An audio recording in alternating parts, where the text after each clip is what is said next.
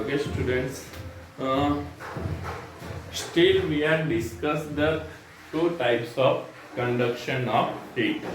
One is a thermal conduction, and second one is a convection. Uh, so, in a thermal conduction, the heat is transferred in a solid body. तो thermal conduction जो है उसमें heat energy किस में transfer होती है?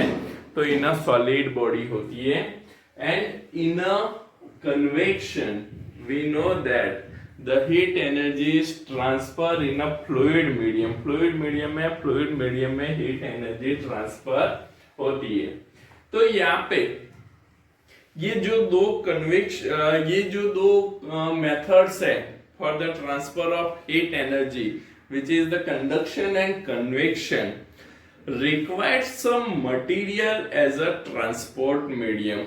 तो जैसे हमने आगे भी देखा था कि भाई सॉलिड है तो सॉलिड में जो मॉलिक्यूल्स है, ओके, और फ्लूइड है तो फ्लूइड में जो मॉलिक्यूल्स और पार्टिकल्स होते हैं, that particles transfer the heat energy from the one place to other place. That means कि conduction and convection require the some material particles. Okay, कि वो material particles, उनको कुछ particles required होते हैं, molecules required होते हैं to transfer the heat.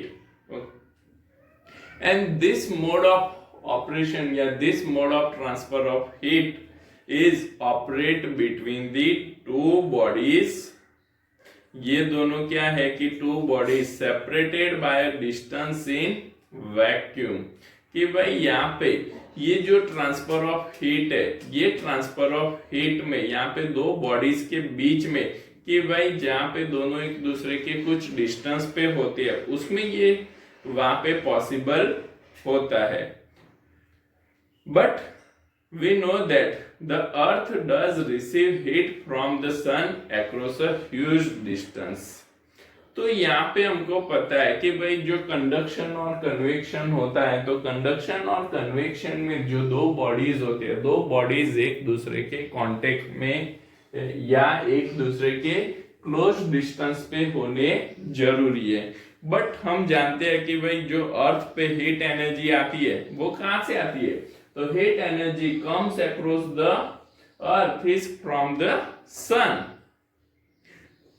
सन से ये हीट एनर्जी आ रही है एंड ये जो क्या कर रही है, लार्ज डिस्टेंस ट्रैवल करके ये हीट एनर्जी अर्थ पे आती है एंड फिर वार्मथ ऑफ द बॉडी, और ये पूरी अर्थ की बॉडी को क्या करती है? वार्मथ करती है, हीट करती है. तो यहाँ पे हम देखते हैं कि भाई ये जो हीट एनर्जी है, ये heat energy long distance travel करके और कहां पे? वैक्यूम में ट्रैवल करके. हम जानते हैं कि between the earth and sun there are a air medium and vacuum space. तो ये जो हीट एनर्जी है, ये हीट एनर्जी वैक्यूम में ट्रैवल करके अर्थ पे आती है and to make the earth warm, earth को वार्म करती है. तो भाई यहाँ पे ये जो हीट एनर्जी यहाँ पे ट्रांसफर हुई, तो पहले जो दो हमने हीट ट्रांसफर देखे जिसमें क्या था कि भाई कंडक्शन और कन्वेक्शन में तो वहां पे पार्टिकल्स रिक्वायर्ड है, पार्टिकल वहां पे होने जरूरी है, जबकि वैक्यूम में तो पार्टिकल्स ट्रैवल कर ही नहीं सकते. वैक्यूम में तो मीडियम ही नहीं है, तो मीडियम नहीं है तो पार्टिकल्स कैसे ट्रैवल करेंगे? दैट मीन्स कि using the conduction and convection this heat energy cannot reach at the earth. अर्थ तक ये हीट एनर्जी आ नहीं सकती है. तो फिर क्या हुआ?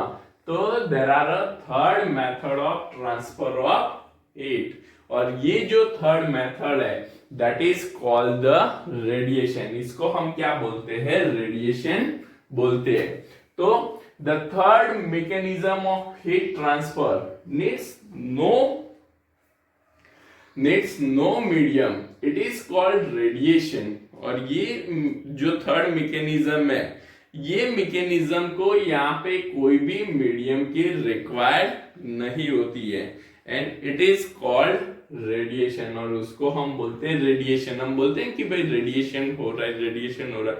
रेडिएशन एक्चुअली क्या है, तो यहाँ पे एनर्जी है, वो energy as a waves, as a microwaves यहाँ पे ट्रैवल करती है, जिसको हम बोलते हैं रेडिएशन। ओके, तो ये जो एनर्जी है यहाँ पे क्या हो रही है कि भाई ये जो हीट ट्रांसफर हो रही है using the radiation, the energy so radiated by electromagnetic waves is called the radiant energy. और ये जो सन में से हमको हीट एनर्जी आ रही है वो कौन से वेव्स होते हैं, तो that wave is called the electromagnetic waves. इसको हम क्या बोलते हैं बेटा, इलेक्ट्रोमैग्नेटिक वेव्स हम कहते हैं। ओके, जिसको हम डिटेल में 12th में स्टडी करेंगे। तो this heat energy from the sun is transfer in the form of electromagnetic waves, जिसको हम बोलते हैं रेडिएशन एनर्जी। ओके, अब ये इलेक्ट्रोमैग्नेटिक वेव्स एक्चुअल में क्या है, मैं थोड़ा बहुत आपको डिटेल दे दूं। तो ये जो इलेक्ट्रोमैग्नेटिक वेव्स है that is the combination of the electric field and magnetic field, कि ये जो दो फील्ड होती है जो आपके लिए थोड़ी नई भी होगी, मैग्नेटिक फील्ड आपको शायद थोड़ा बहुत पता होगा। ओके, तो यहाँ पे दो फील्ड होती है, one is electric field and magnetic field. इनका जो कॉम्बिनेशन होता है, मतलब ये जो इलेक्ट्रिक फील्ड और मैग्नेटिक फील्ड का कॉम्बिनेशन ऑसिलेट हो रहा है in a space and time, and because of this electromagnetic waves are travel in a vacuum and air medium। तो ये जो इलेक्ट्रोमैग्नेटिक वेव्स है ये सिंपली हम क्या कह सकते हैं कि it is a consist of the electric field and magnetic field and which is travel in a space and time. वो स्पेस एंड टाइम में ऑसिलेट करते हैं, जिसकी वजह से यहाँ पे इलेक्ट्रोमैग्नेटिक वेव्स वैक्यूम और एयर मीडियम में ट्रैवल कर सकते हैं। Because of this the heat energy from the sun reach across the earth. अब ये जो इलेक्ट्रोमैग्नेटिक वेव्स है कि electromagnetic waves have a different wavelength, different wavelength के ये वेव्स होते हैं और जो वैक्यूम में भी ट्रैवल कर सकते हैं। The speed of the electromagnetic waves, जो हमको पता है कि स्पीड ऑफ द लाइट क्या होती है बेटा, तो speed of the light is 3 × 10⁸ metre पर सेकेंड। तो this is the speed of light and the electromagnetic wave is also travel with this speed. Electromagnetic wave is also travel with this speed. कितनी है, 3 × 10⁸ metre पर second की speed से ये electromagnetic waves है वो ट्रैवल करते हैं।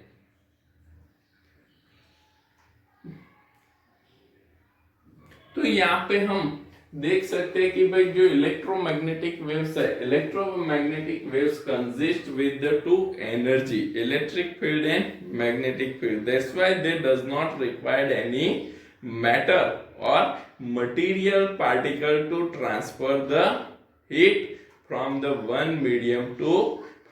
One place to other place. That's why the transfer of heat energy is very fast in radiation. हमको पता है कि भाई नॉर्मली जो सन रेज होते हैं वो sun rays near to 8.12 minute में अर्थ पे पहुंच जाते हैं। सन रेज है इतना डिस्टेंस ट्रैवल करके इन नियर टू 8.12 मिनट में ये अर्थ पे पहुंच जाते हैं। तो the radiation method of heat transfer is very fast compared to the conduction and convection। ये मेथड बहुत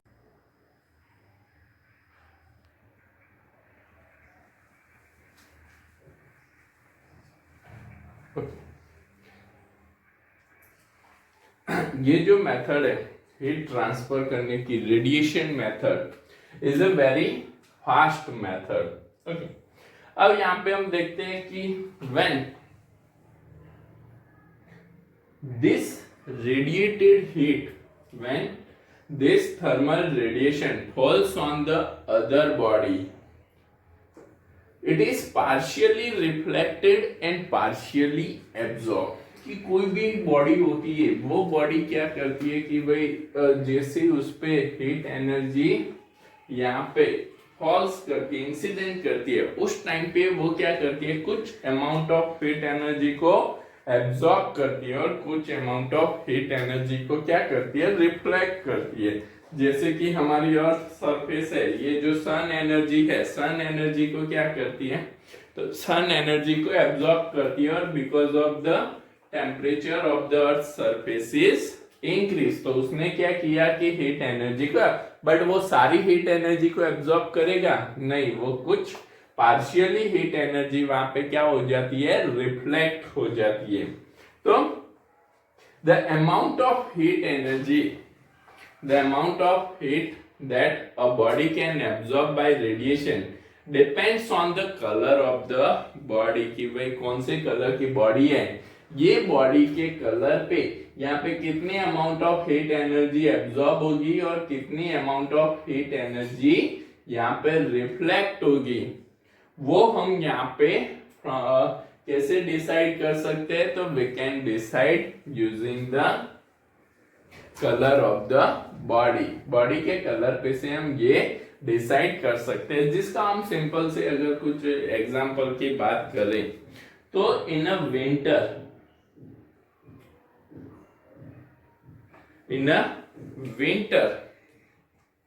we can use the normally black clothes और डार्क कलर क्लोथ्स।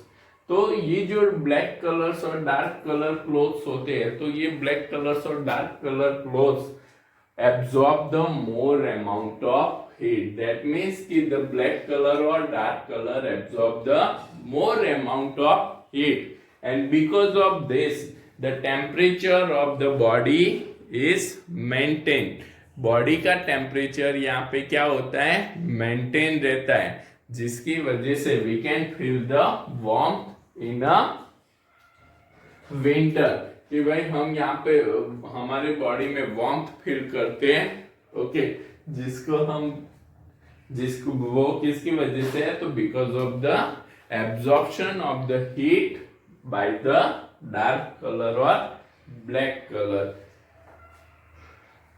और in the summer we can use the white colour cloth, white, तो white colour clothes reflect the heat energy more, कि भाई white colour या light colour के जो clothes होते हैं वो मोर हीट एनर्जी को रिफ्लेक्ट करते हैं, जिसकी वजह से यहाँ पे क्या होता है, तो we can maintain the our body temperature, कि भाई हमको यहाँ पे कम एब्जॉर्प्शन होगा हीट एनर्जी का, जिसकी वजह से हमको यहाँ पे बॉडी का टेम्परेचर भी ज्यादा इंक्रीज नहीं होगा। तो ये दोनों चीजें, ये एग्जांपल पे से हम समझ सकते हैं कि the amount of heat energy absorb और reflected is depends on the colour of the body. जिसका एक दूसरा एग्जांपल भी मैं आपको दूं, तो we can use the thermos bottle to maintain the temperature of the any liquid, कि भाई जैसे वाटर है, मिल्क है, टी है, उसका जो टेम्परेचर हमको लॉन्ग डिस्टेंस तक मेंटेन रखना है, तो हम क्या करते हैं, तो we can use the thermos bottle. कि सपोज आप कहीं पे टूर पे जा रहे हो, तो आपको टी या मिल्क या कुछ आपको ले जाना है, तो आप क्या करते हो, तो उसको हीट करके आप थर्मोस बॉटल में रख लेते हो, जिसकी वजह से उसका टेम्परेचर क्या होता है, लॉन्ग डिस्टेंस तक, लॉन्ग टाइम तक ये क्या होता है, मेंटेन रहता है। अब ये मेंटेन क्यों होता है, तो आप लोगों ने देखा होगा कि थर्मोस बॉटल होता है, inside the thermos bottle there are a thermoflask, वहां पे क्या होता है, थर्मोफ्लास्क रहता है, and the surface of the thermoflask, if you are see that surface is a silver surface, वो कैसी होती है, सिल्वर सरफेस होती है, okay, and this silver surface मतलब लाइटर सरफेस है, and this silver surface reflect the more heat energy. सबसे कम absorption world में सारी बॉडी में सबसे कम एब्जॉर्प्शन कौन करता है? तो सिल्वर कलर की सरफेस सबसे कम हीट एनर्जी को एब्जॉर्ब करता है, तो जिसकी वजह से अब ये क्या हो रहा है, तो almost all heat energy inside the thermoflask bottle is reflected back. मतलब ये जो थर्मोफ्लास्क है उसकी सरफेस जो इनसाइड में जो हीट एनर्जी है वो हीट एनर्जी को आउटसाइड में रेडिएट होने से बचाती है, जिसकी वजह से जो टेम्परेचर है वो टेम्परेचर वहां पे मेंटेन रहता है। Outside of the thermoflask is also silver colour, that's why the heat absorbed by the atmosphere is also reduced using the outside surface। outside की surface है वो भी क्या करती है कि भाई जो एटमॉस्फेयर है वो एटमॉस्फेयर जो हीट एनर्जी एब्जॉर्ब करना चाहता है उसको भी क्या कर रहा है, रिड्यूस कर रहा है। One more thing, there are gap between the inner flask and outer body of the thermos bottle, and because of this gap between the two walls, the convection and conduction method is the heat transfer due to the convection and conduction method is also reduced। बीच में क्या हो गया, gap हो गया, vacuum हो गया।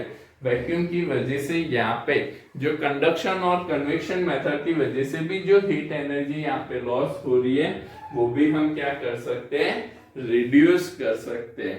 तो using the radiation we can transfer the heat energy from the one place to other place। Okay, तो इसके कुछ कंसेप्ट हैं रेडिएशन के भी, ठीक है। वो चीज हमको यहाँ पे सिर्फ बेसिक चीजें दी है, इसको कैसे कैलकुलेट करना है, क्या है ब्लैक बॉडी कंसेप्ट क्या है, वो सब हमको यहाँ पे नहीं देखना। आप लोग हायर स्टडी करोगे जिसमें आपको उसमें डिटेल में स्टडी करना है। आपको यहाँ पे क्या ध्यान में रखना है, तो ये जो रेडिएशन हो रहा है, हीट एनर्जी का रेडिएशन हो रहा है, वो किसकी वजह से हो रहा है, तो because of the electromagnetic waves, and speed of the electromagnetic waves क्या है, 3 into 10⁸ मीटर पर सेकेंड। ओके, नॉर्मल सा आपको ध्यान में रखना है, ज्यादा ये इतना इंपॉर्टेंस नहीं है, एग्जाम में भी कम ही पूछते हैं, नॉर्मल एक कंसेप्ट है। तो यहाँ पे हमने 3 types of heat transfer complete किए, thermal conduction, convection and radiation. अभी नेक्स्ट टॉपिक हम देखेंगे Newton's law of cooling. Okay,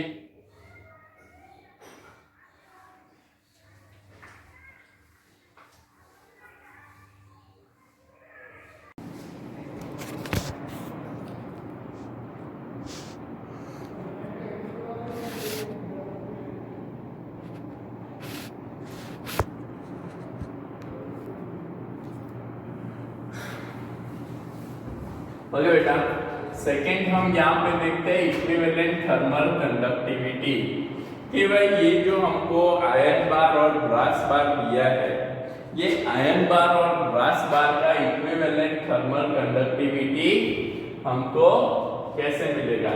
तो H इक्वल्स टू हम क्या कंसीडर करते हैं कि भाई इक्विवेलेंट थर्मल कंडक्टिविटी यहाँ पे जो हीट करंट फ्लो होता है टोटल में क्या होगा, सेम होगा। मतलब आयरन बार में जितना फ्लो होगा उतना ही पूरे ब्लॉक में से फ्लो होगा। तो H इक्वल्स टू H1 हम लिख सकते हैं। अब जब हम यहाँ पे H इक्वल्स टू H1 लेते हैं तो हमको H पता है, H क्या है, तो H मतलब total heat current of the bar, total bar जो है उसका हीट करंट। और H1 क्या है, तो H1 is a heat current of the iron bar. H1 क्या है, heat current of the iron बार। तो हमको इसकी वैल्यू पता, इसका फॉर्मूला पता है, टोटल हीट करंट के लिए हम ले लेते हैं इसकी thermal conductivity, equivalent thermal conductivity हम ले लेते हैं K डैश, एरिया हम ले लेते हैं A, और इसका टेम्परेचर हम कंसीडर करते हैं। इसका टेम्परेचर कितना है, T1 है, इसका टेम्परेचर T2 है, तो ये T1 ले लेते हैं और ये T2 ले लेते हैं। तो ये T1 और T2 हमको मिल गया। अब यहाँ पे हम क्या करते हैं कि भाई K dash A T1 minus T2 higher lower temperature divide by total length कितनी है, 12 है। अब यहाँ पे आयन बार के लिए हम लिखते हैं तो K1 A ब्रैकेट में T1 माइनस T0, ये टेम्परेचर T1 और ये जो जंक्शन का टेम्परेचर है वो T0 divide by length L। तो K dash A T1 minus T2 divide by 12 K1 A divide by L। ये पूरा हमने क्या किया, K1 A divide by L को इधर ले लिया। T1 हमने यहाँ पे रखा, T0 हमने आगे निकाला था, T0 हमको क्या मिला था, जंक्शन टेम्परेचर हमको कितना मिला था, K1 T1 plus K2 T2 divide by K1 plus K2 कितना मिला था, K1 T1 plus K2 T2 divide by K1 plus K2। तो अब यहाँ पे K डैश क्या है, तो K dash into A bracket में T1 minus T2 divide by 12 K1 A divide by L bracket में ये K1 प्लस K2 को इधर मल्टीप्लाई करते हैं तो K1 T1 plus K2 T1 minus K1 T1 minus K2 T2 divide by क्या होगा, डिवाइड बाय होगा K1 प्लस K2, क्या होगा K1 प्लस K2। तो यहाँ पे हम एरिया सेम है इसलिए कैंसिल कर लिया, इधर K1 T1 cancel minus K1 T1। K dash bracket में बचेगा T1 minus T2 divide by 12, इधर K1 इसमें से K2 क्या होगा, कॉमन निकल जाएगा तो K1 K2 ब्रैकेट में बचा क्या, T1 minus T2 divide by K1 plus K2 divide by क्या होगा, K1 प्लस K2।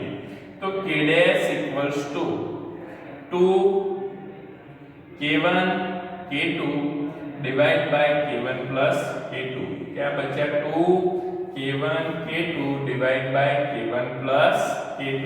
अब K1 कितना है, thermal conductivity of the iron bar K1, K2 thermal conductivity of the brass bar, तो वो भी हमको पता है K2, तो 2 into 79 into 109 divide by 79 plus 109।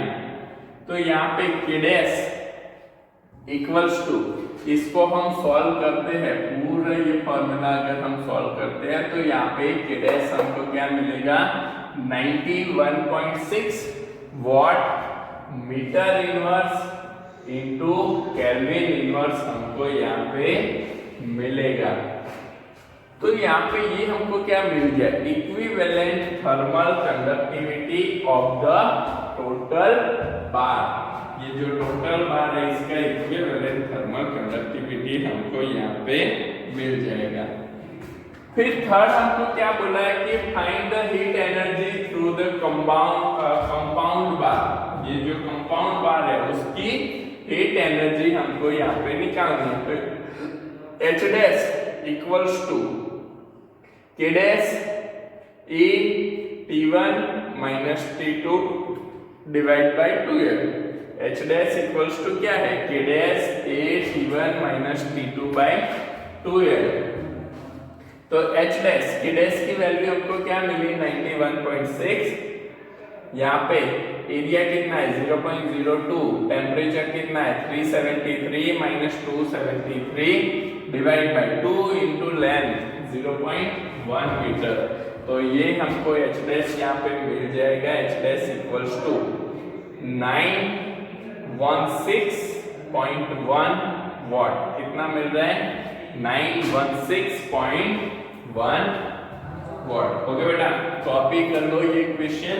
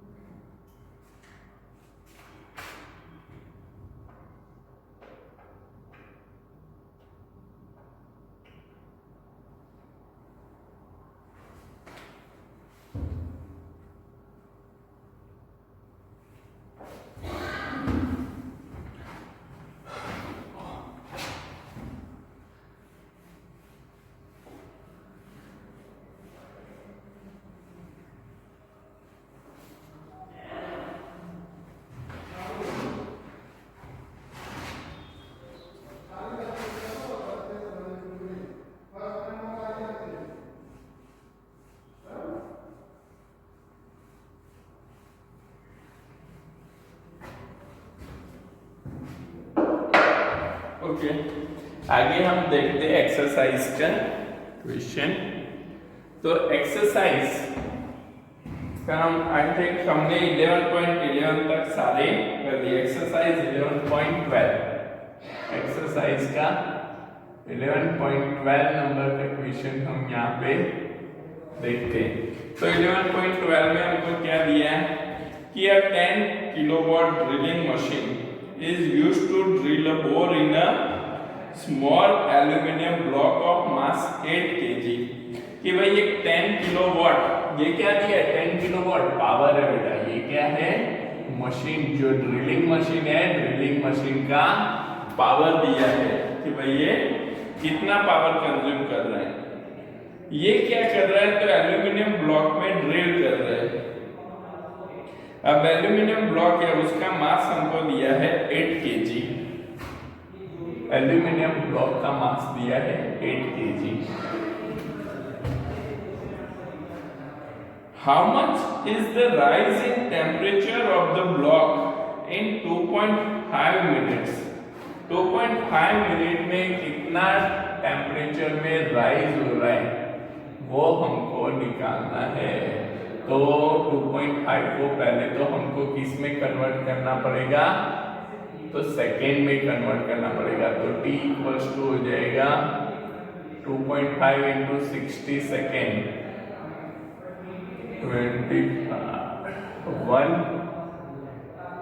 150 second,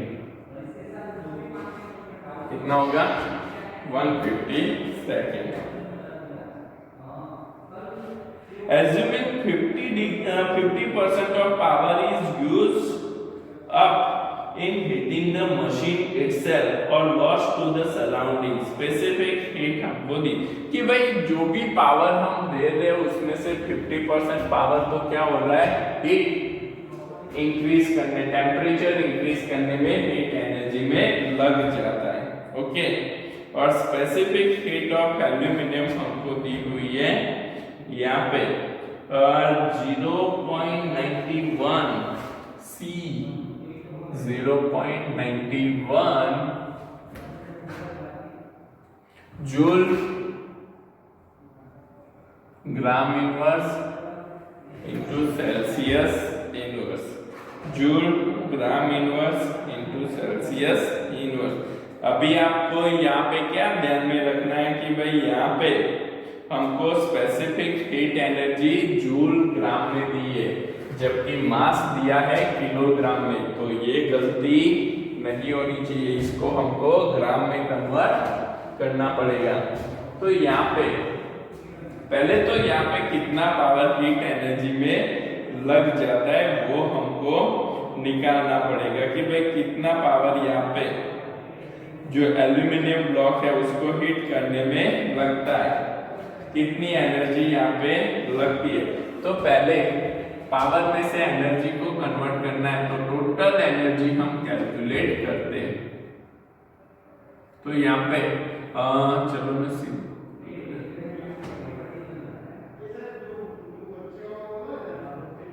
energy absorb by aluminium block,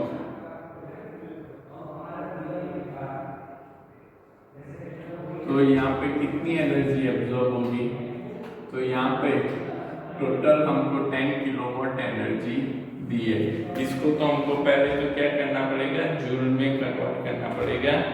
तो ये हो जाएगा 10 किलोवाट है, मतलब इसको 10 की पावर 3 और टाइम कितना है 150 सेकेंड।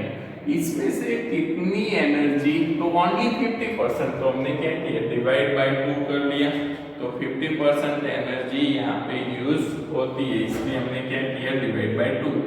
तो ये एनर्जी हमको क्या मिलेगी, तो ये एनर्जी हमको मिलेगी 0.75 इंटू 10 की पावर 0.75 इंटू 10 के पावर 6 जूल।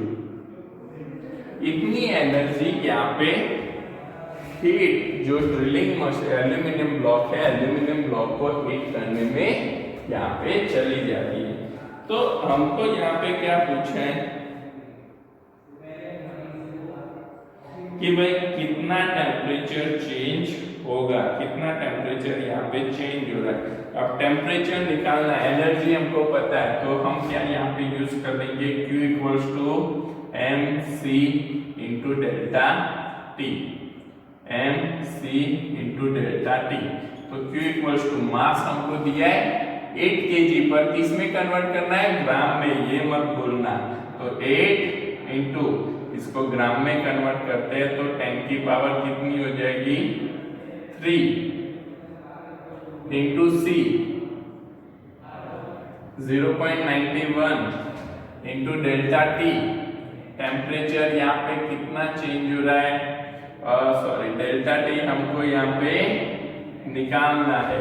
ओके, Q हमको यहाँ पे दिया हुआ है, डेल्टा टी को सब्जेक्ट कर लो, तो delta T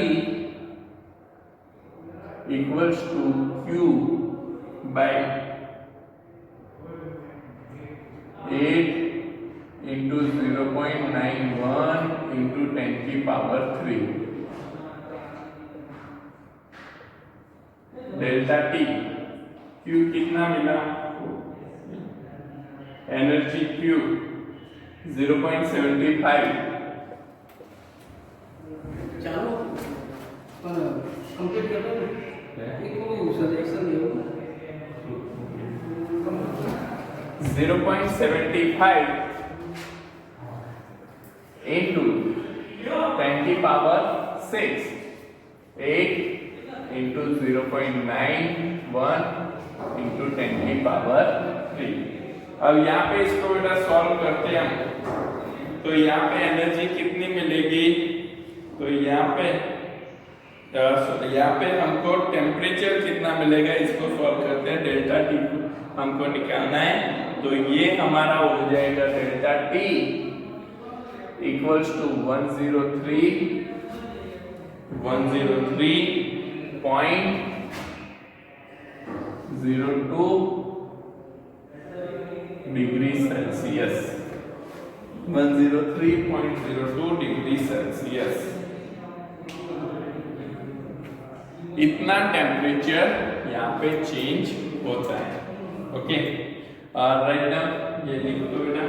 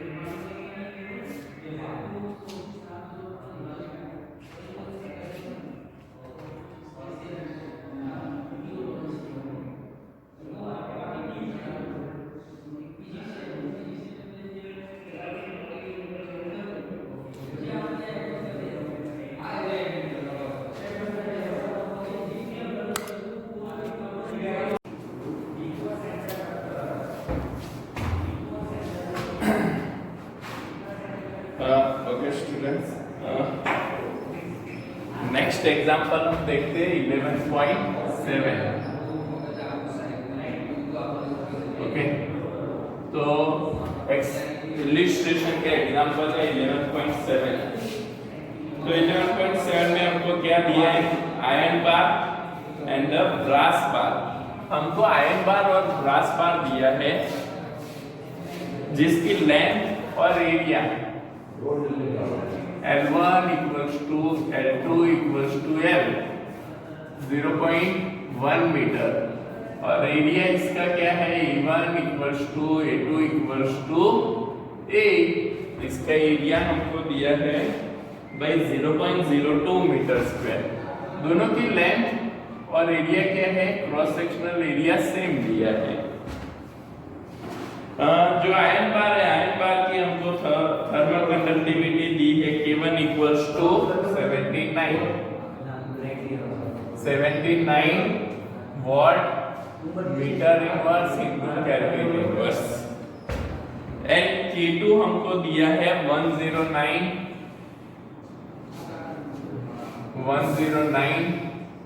watt metre inverse into kelvin inverse. और T1 और T2 टेम्परेचर, T1 टेम्परेचर है 373 केल्विन और T2 टेम्परेचर है 273 केल्विन।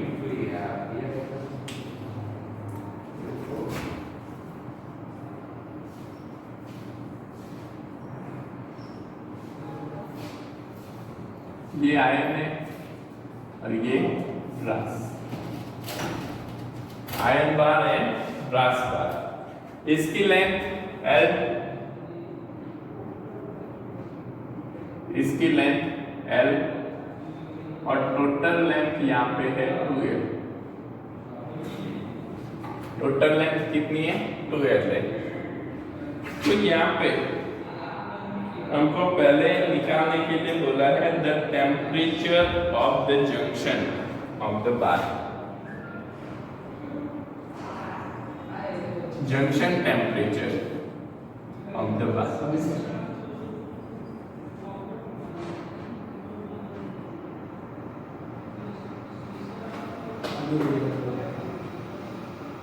चलो बार। तो यहाँ पे जंक्शन टेम्परेचर निकालने के लिए हम यहाँ पे क्या कर सकते हैं? तो heat energy in the iron bar and brass bar is the same, क्योंकि सेम एरिया है, सेम लेंथ है, तो इसकी हीट एनर्जी भी क्या होगी? सेम होगी। तो हीट एनर्जी को हम यहाँ पे कंपेयर कर सकते हैं। H1 equals to H2। तो H1 equals to H2 हम करते हैं K1 A1। अब एरिया तो क्या है? सेम है, K1 A1। ये टेम्परेचर क्या है? T1। ये जंक्शन टेम्परेचर T0 और ये टेम्परेचर है T2। T1 T0 T2। T1 minus T0 higher temperature to lower temperature. T1 से T0 टेम्परेचर क्या होगा? कम होगा थोड़ा, इसलिए उसको हम वहाँ पे T1 minus T0 लिख सकते हैं। इज इक्वल्स टू ब्रास बार के लिए क्या होगा, तो K2 एरिया A, यहाँ पे हायर टेम्परेचर क्या होगा, T0 होगा, T2 से T0 टेम्परेचर हायर है, तो T0 minus T2 divide by length है, तो यहाँ पे लेंथ और एरिया तो क्या है, सेम है, तो कैंसिल कर दो, लेंथ और एरिया यहाँ पे कैंसिल हो गए, इसको सिंप्लीफाई करते हैं, तो K1 T1 minus K1 T0 equals to K2 T0 minus K2 T2। हमको निकालना क्या है, T0 निकालना है, तो T0 को सब्जेक्ट करने के लिए इसको इस साइड ले लेते हैं, इसको इससे, तो K1 T1 K2 T2 K2 T0 plus K1 T0, तो यहाँ पे T0 को कॉमन ले लेते हैं, तो T0 equals to K1 T1 plus K2 T2 divide by K1 plus K2। Okay, तो ये हमको T0 टेम्परेचर के लिए इक्वेशन मिलेगा। नाउ अब T0 टेम्परेचर हमको निकालना है, इसका वैल्यू तो हमको K1 T1 पता ही है, तो T0 इक्वल्स टू K1 कितना है 79, T1 373 plus K2 109 into T2 273,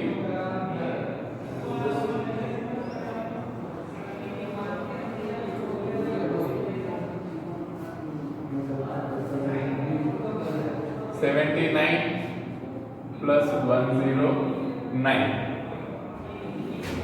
तो T0 इसको सिंप्लीफाई करते हैं, तो T0 टेम्परेचर हमारा क्या मिलेगा, तो T0 टेम्परेचर हमको मिलेगा 315 केल्विन, 315 केल्विन, कितना टेम्परेचर मिलेगा 315 केल्विन।